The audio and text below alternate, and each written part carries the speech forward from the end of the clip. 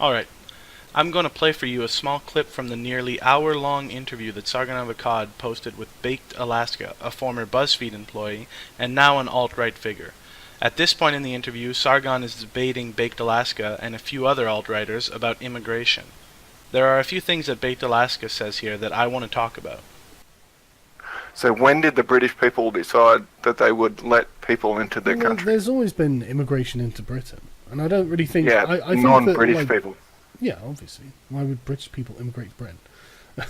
But I don't see a problem with small numbers of these people coming. I don't mind that at all. For me, it's mass immigration that's the problem, because mass immigration is what actually changes the face of nations. I mean, like, I really don't like that.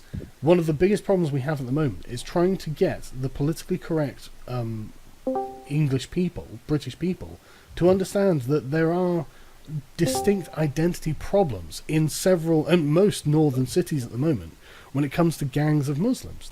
I absolutely agree with what Sargon said here. I do not think, as many alt-righters do, that all immigration is a problem and needs to be stopped.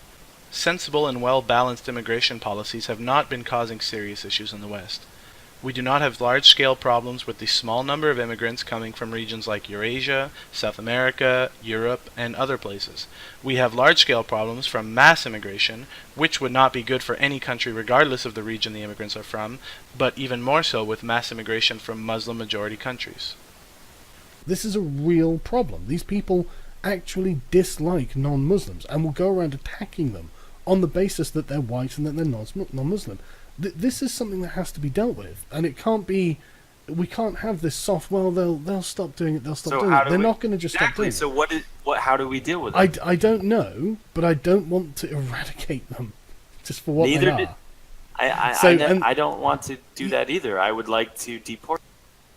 Exactly, but that's the thing. You can't deport people to somewhere if they don't have. Yes, you can. Not well, if they. Yes, you can. You have no other solution. So you have no solution, No, listen, I'm coming up with something. If they don't You have may call my citizenship in solution another a shitty country, solution. Guys, just turn it down. if they don't Okay. have citizenship in another You can country, we actually cannot deport them because there's nowhere to deport them to. Back to the Middle East. Yeah, but that's not a we can. country. We totally can. Now, I don't know if BakedAlaska and other alt-righters here are just actual idiots, or if maybe they were just not listening closely enough.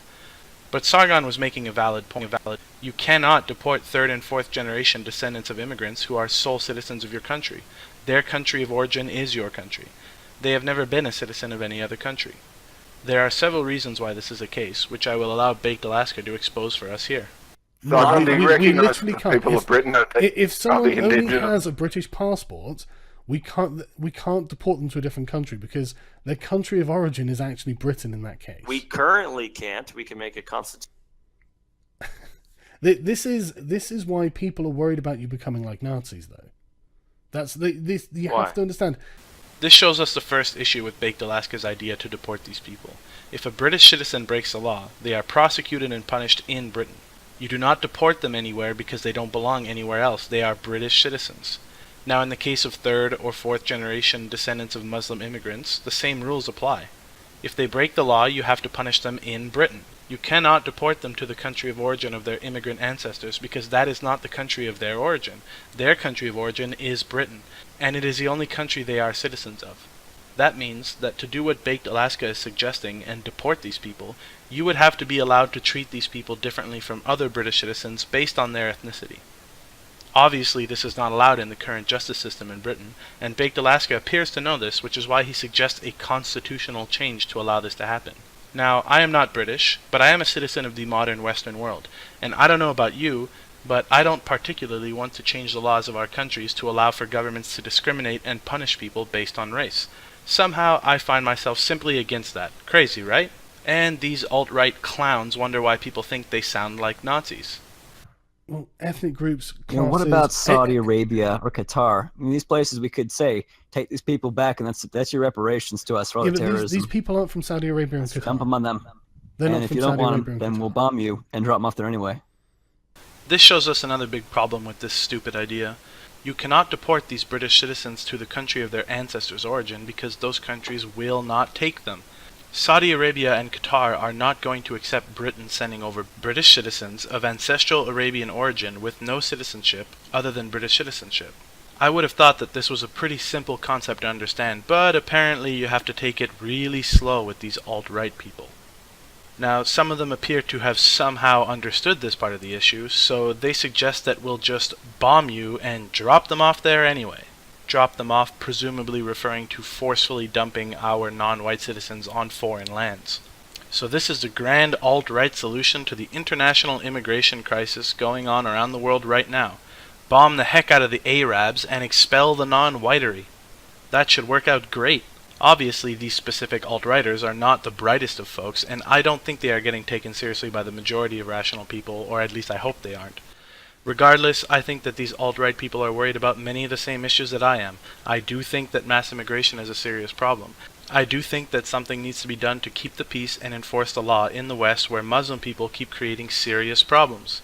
And of course, I do think that the social justice PC culture permeating the West is hindering people's ability to address or even acknowledge these problems. But I do not think that this deport all non-whites and close the borders mentality is a good solution.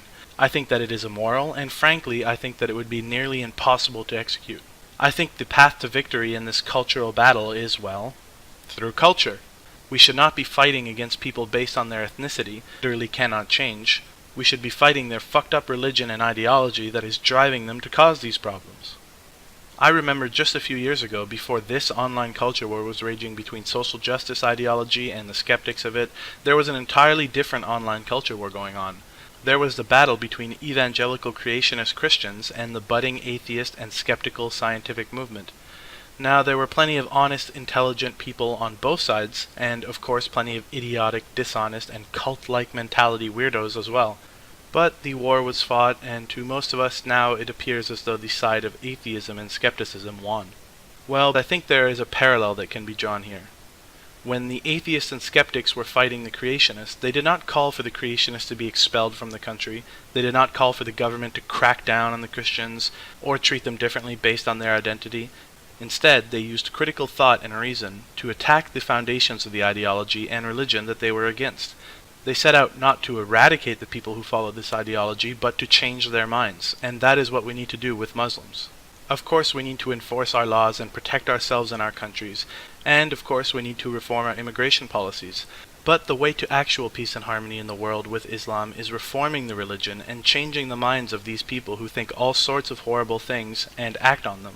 Don't attack the people, attack their ideas. After all, it is their ideas that are the problem. Thanks for listening.